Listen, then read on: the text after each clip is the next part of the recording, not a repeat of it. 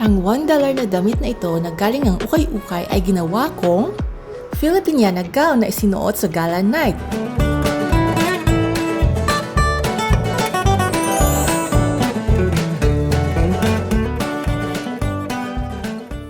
Hello mga friends! Sige na nga, ipapakita ko na nga sa inyo kung paano na itong $1 na damit na ito na nakuha ko sa ukay-ukay ay ginawa kong Filipiniana gown na sinuot ko sa gala night ng Benigo Filipino Foundation.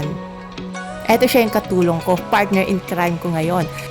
Anyway, isinuot ko muna sa kanya itong damit na to para tingnan ko kung paano ko aayusin ang damit na ito at gawing Filipiniana. So, feeling ko ito muna.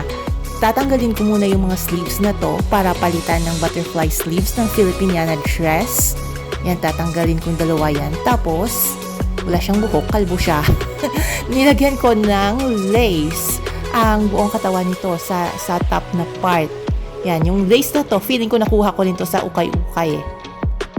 Tinahi ko ang lace na ito sa buong itaas na part ng damit.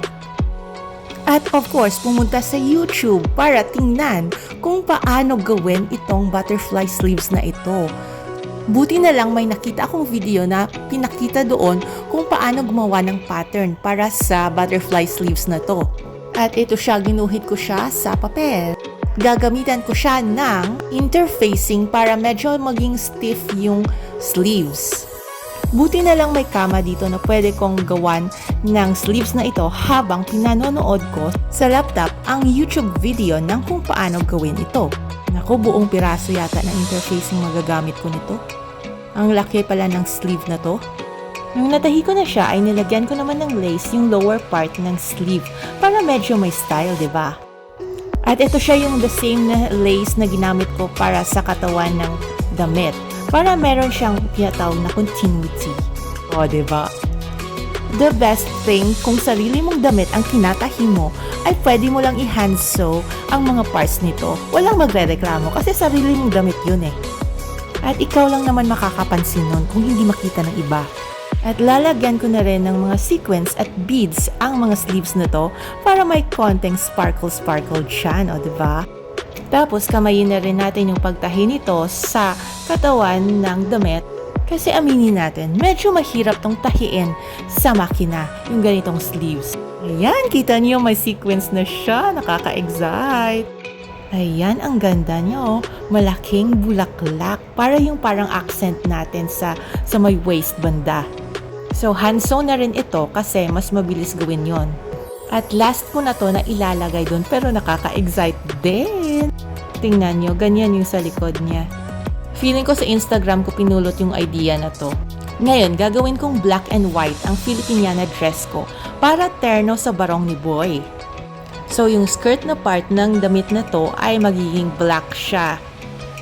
Meron akong mga tirang black na tela dyan sa collection ko. So ito siya yung gagamitin ko para tahiin yung skirt na part ng Filipiniana dress ko.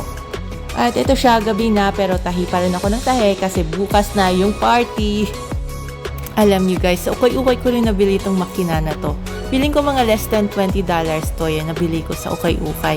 Kasi pag bumili ka ng brand new na makina, siguro hundreds of dollars yung magagastos mo. So dahil hindi naman tayo professional na mananahe, so okay na yung ukay-ukay galing na makina. Ito siya yung tinatahi ko. Ito muna yung magiging lining ng skirt. Tapos lalagyan natin ng parang satin na tela. Yung siya yung labas na part ng skirt. So eto na siya. Natapos ko na ang lining ng skirt. Sana kasya to sa akin. Sukat natin mamaya. Anyway, fast forward sa part na natahi ko na yung skirt. At eto na siya, hindi pa siya tapos. Eto na yung araw ng party. Buti na lang sa gabi pa yung party. So nilagyan ko ng additional na lace yung sa neckline kasi parang masyadong mababa yun para sa akin. Conservative kasi yung lola. Tapos nilagyan ko ng konting mga sequence yung sa katawan na part para medyo may sparkle-sparkle dyan. Yung hindi naman siya masyadong plain, di ba? Tapos ito na lang siya yung problema ko, yung pag-attach nitong skirt na part dito sa katawan. At wala akong zipper. So, paano yan? Nako, gawa natin ng paraan to. Anyway, we'll cross the bridge when we get there, sabi nga nila. So, tahiin muna natin itong skirt na part na to dito sa katawan. Yan, dahil nga ako lang yung susuot ng damit, so kahit hand-sewn, pwede na yan. Huwag niyo sabihin sa kanila. Eto. So, tinahi ko siya sa original na zipper ng damit. Tapos, nilagyan ko siya ng parang hook na fastener. Yan siya ilalagay ko dyan. Ito siya Tapos yung parang automatic anong tawag doon? Snap fasteners ang tawag dito.